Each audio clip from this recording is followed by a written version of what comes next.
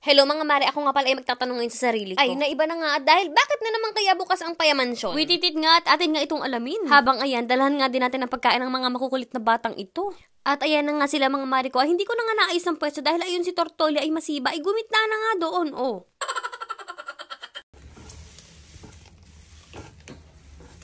Ay, talagang gutom na gutom ang mga batang yan, mga mari ko. At syempre, ito nga gagamatin ko na nga si Tortali. Ako nga din pala ay nakiusap na nga kay Tortili na gagawin ko nga muna kako siyang lamesa. At ayan nga pala mga mari ko, ayan nga pala yung gamot na recommended ng vet para kay Tortali. Very, very konti lang talaga yung kailangan dito, o ayan. Tapos ayan, ilalagay ko na nga doon sa may sugat niya. Buti na lang talaga yung mabait nga itong si Tortali at hindi nga mahirap gamutin. Pagkatapos ito naman pala yung gamot para nga sa mata niya na nagiging watery nga kung minsan. Pagkatapos ay lagay sa mata ni Tortali. Say, wititit. No. Ay, wititit mga mari ko at may ambag nga ang ating boss _ mapagmahal 143 sa ating vlog. Ay, sa totoo lang ay 1,007,000 oras niyang pinractice yun.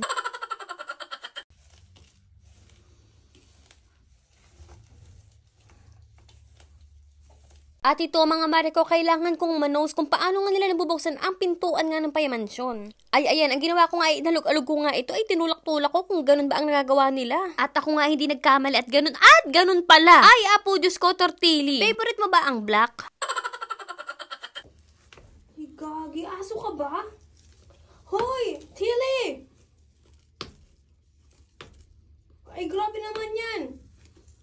Tilly! Konti na lang talaga mga Marco, ay mamumuro na sa akin itong si Tortili at kakagating ko na din siya. Ay, kala mo kang aso sa ganyan mong ganap. Pagkatapos nga akong pagtripan ni Tortili, ito nga, taalis nga kami ng boss _ mapagmahal 143, pero ang aking sasakyan ay, huy, bakit man nagyayelo? Kaya ayan, aantayin ko pa nga matunaw-tunaw yan, pero ayan, medyo gaganyanin ko na nga ng konti, para nga ako'y madali ng konti din. Pupunta nga kasi kami ng base mga Mariko at kukuha nga ako ng aking bagong military ID. At Bogs, ayan nga mga Mariko, nandito na nga pala kami sa may office at ayan, nag-aantay na nga ako na tawagin ang aking pangalan. At Bogs, ito na nga mga Mariko at may ID na nga din ako. Ako nga ay natawa din sa itsura ko din at tingnan niyo ang mata ko, ay bakit parang hindi pantay, parang nakagat ng ipis yung isa. Sipan nga magpagupit ng boss dahil nandito na nga lang na din daw kami. Ay paikot-ikot lang dito at tingin-tingin nga ng mga abubot. Ay nakitan nga ako dito mga mari ko. Alam niyo naman ang maring sisi ay lukaret.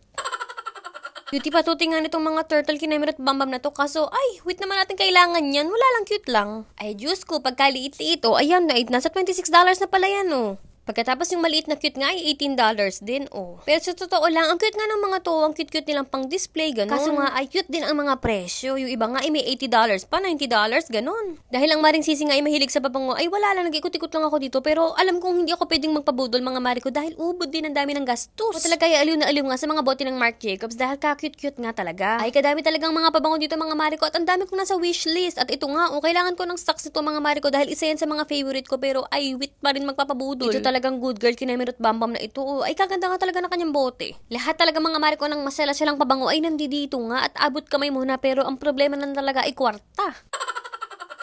Bigla ko nga ding naalala na wala na nga pala akong pang pre-workout kaya nga ito ay naghahanap nga ako at ito nakita ko nga yung pre-workout ko at nagulat nga ako may iba pala siyang flavor na hindi ko alam. Ay meron pa ako mari dyan na nakatry na nga ng pre-workout na ito ay parang na-curious ako mga mari ko pero ay ayoko pang bilhin baka hindi ko mabetan pero kayo ba kung kayo ay nakatry ng ganyan paki-comment naman. At habang nag-iikot-ikot nga ako mga mari ko ay napansin ko nga ito ay trending na trending ito sa TikTok dito pati yung pabango niyan mga mari ko kaya syempre na-curious na nga ang maring sisi dahil nandito naman na din at chichismis ko nga sa inyo ay kamahal din $40.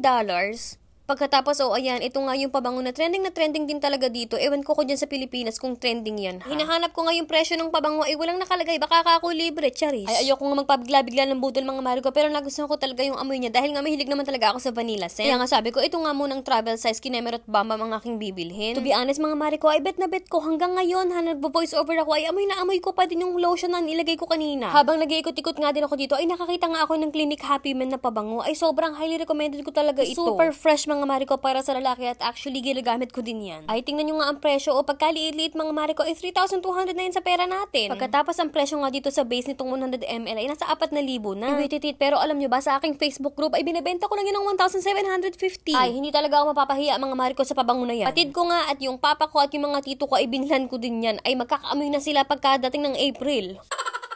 Ikaw mare, i-order mo na din yung jowa mo. At dahil si boss nga ay bagong gupit na din, dito na nga din namin naisipan na kumain na nga din ng lunch. Ay ayan mga Mariko, syempre favorite nga namin ang Panda Express. Kaya ayan nga yung in-order ko at ayun naman yung sa kanya. At syempre dito nga ayan, meron nga silang fortune cookie dyan. Gagawin nga natin ay hatiin nga natin ang gitna at titingnan nga natin ang ating kapalaran ngayon kung tayo yayaman na. Huy, grabe! At ayan, ito na nga ang nasusulat mga Mariko. Ay, kahirap naman iintindihin. Bakit naman English pa? Pauwi na nga din pala mga Mariko. Dito nga, dadaanan na nga din namin ang sasakyan ni Boss Anders ko mapagmahal 143. Sasakyan ko nga ang gamit namin pang lamyerda dahil yung sasakyan niya ay pina-all change nga niya. At ayan, tapos na nga ang boss at ready na nga kaming umuwi. Gusto ko nga sanang dunggulin ito ng konti pero, hay, baka bigla kaming mag-divorce.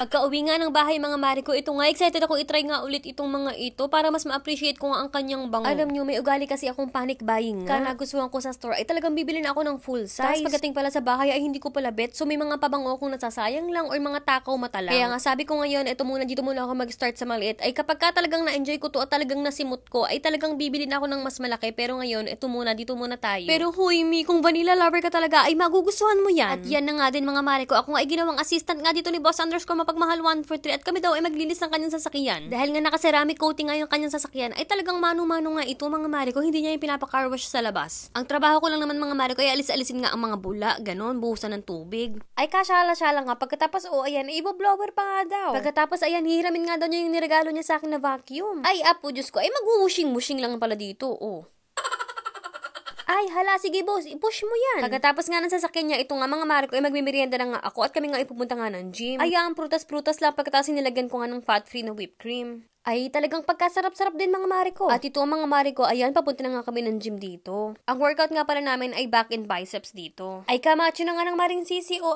palag ka ba? Hoy, chariris lang. Day off nga ng boss mga Mariko, kaya nga in-enjoy na nga din namin ng company ng bawat isa at mga errands. Kaya ayan, dito na nga kami kumain sa Chipotle. Yan nga ang naging buong araw namin mga Mariko. Yan lang muna for today's vlog mga Mariko. Thank you for watching and see you guys on our next one.